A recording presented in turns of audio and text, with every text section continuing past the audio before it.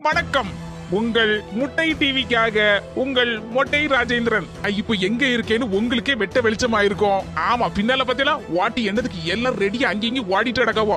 இப்போ கொஞ்ச நேரத்துல யாரு சீட்டு கிளையுது யாரு சீட்டு நிக்கின்னு இப்போ புரிஞ்சு போயிரும். ஆமா, நீங்க எல்லாரும் ஆவலுடன் காத்திருந்த அந்த நாள் வந்து விட்டது. நம்ம தொகுதியில எம்பி ஆக போது யாரு, அத பத்தி அலசி ஆராய்ச்சி துணியை துவைச்சு தொங்க போட்டு காய போட்டு இஸ்திரி போட்டு எடுக்கிறதுக்கு காத்திருக்காங்க நம்ம முட்டை டிவியின் முத்தான 3 பேர்கள். நேரே பார்க்கலாம் வாங்க.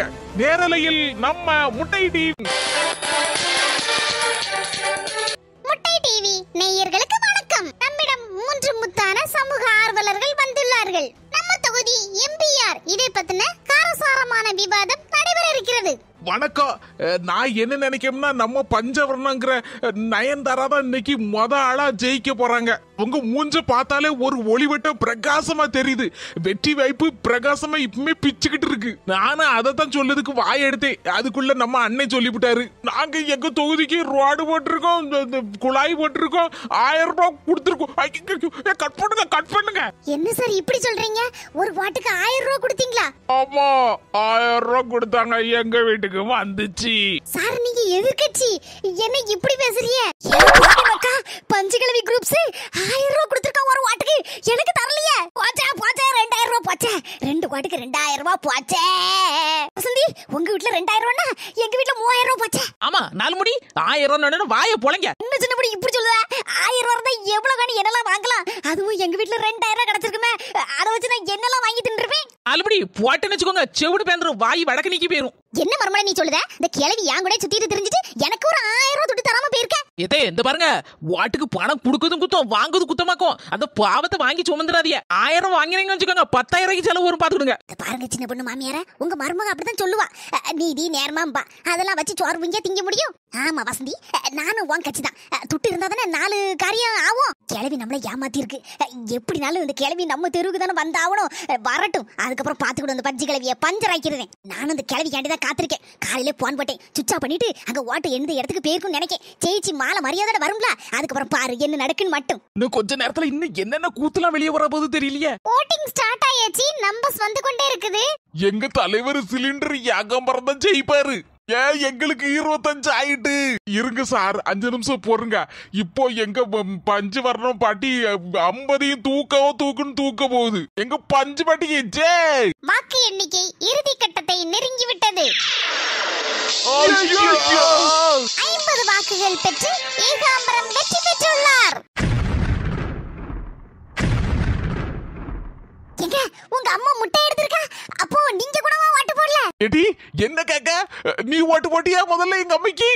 உங்க அம்மைக்கு நீரே ஓட்டு போடல, நான் இதுக்கு ஓட்டு போடணும். அன்னைக்கு என் கூட சண்டை போட்டுச்சுல, அந்த கோவத்துல நான் ஓட்டு போடல.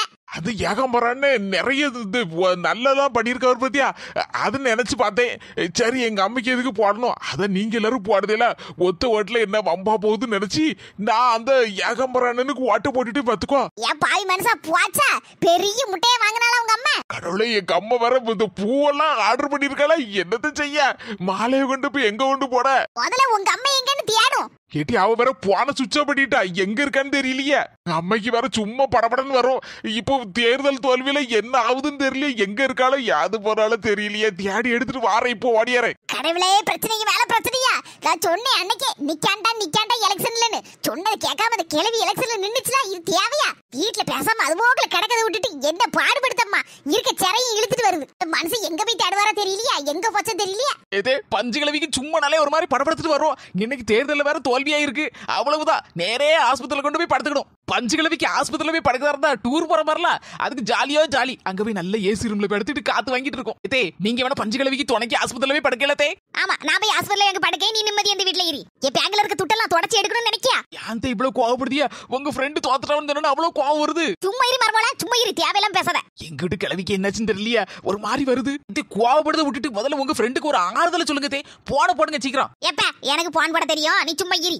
ஏக்கருக்கு பிடிச்ச மாமியார் திடீர்னு அரவிட்டு வந்துரும். நீங்கள் தொடர்பு கொள்ளும் நபரின் போன் சுவிட்ச் ஆஃப் செய்யப்பட்டுள்ளது. ஏன் பாவி மக்கா, தோத்து போயிட்டேன்னு சொல்லிட்டு எங்க ஊரை விட்டு ஒளிச்சு போனான்னு தெரியலையே. போன வர சுவிட்ச் ஆஃப் பண்ணிட்டு ஊரை விட்டு ஓடிட்டாளா? அட கடவுளே, போன சுவிட்ச் ஆஃபா? மர்மோல போன சுவிட்ச் ஆஃப். இப்ப என்ன செய்யன்னு தெரியலையே, கிளவி எங்க போனான்னு தெரியலையே.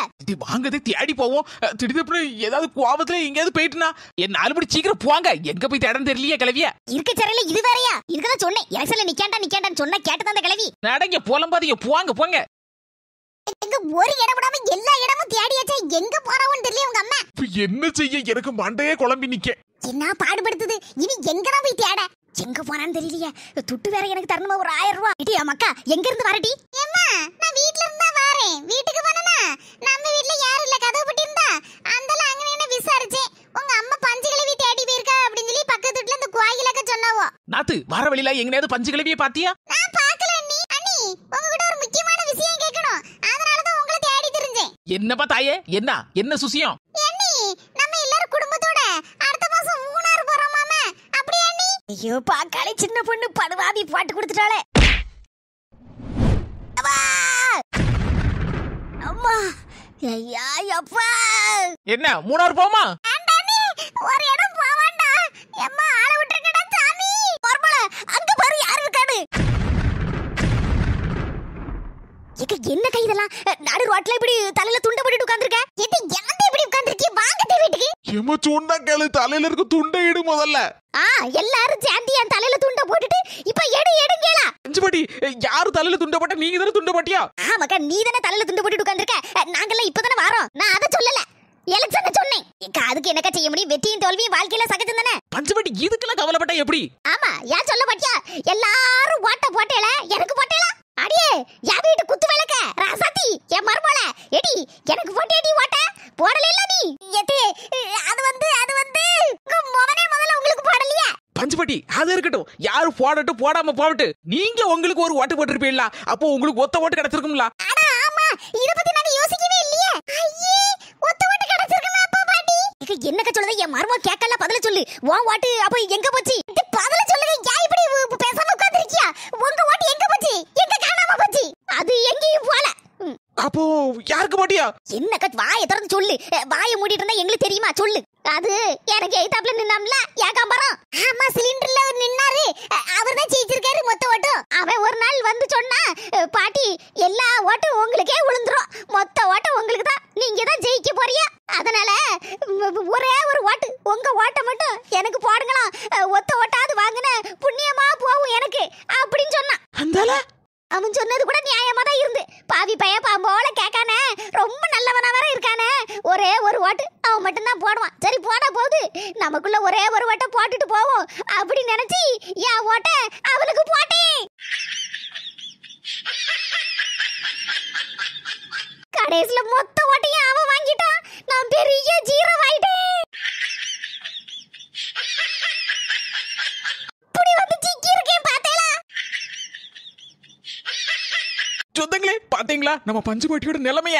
எல்லாரையும் நம்பி நான் தெருவுக்கு வந்ததா மிச்சம். எல்லாரும் சேர்ந்து என் தலையில துண்டை போட்டு விட்டுட்டாவல்ல. சொந்தங்களே, இந்த வீடியோ பிடிச்சிருந்தா மறக்காம லைக் பண்ணிருங்க. உங்க சொந்தக்காரங்க, உங்க சொக்காரங்க எல்லாருக்கும் இந்த வீடியோவை ஷேர் பண்ணிருங்க. மறக்காம நம்ம அஸ்மி ஜெசி சேனலுக்கு எல்லாரும் சப்ஸ்கிரைப் பண்ணிருங்க. சரி, அடுத்த வீடியோல பாப்போம் சொந்தங்களே. போயிட்டு வரோம்.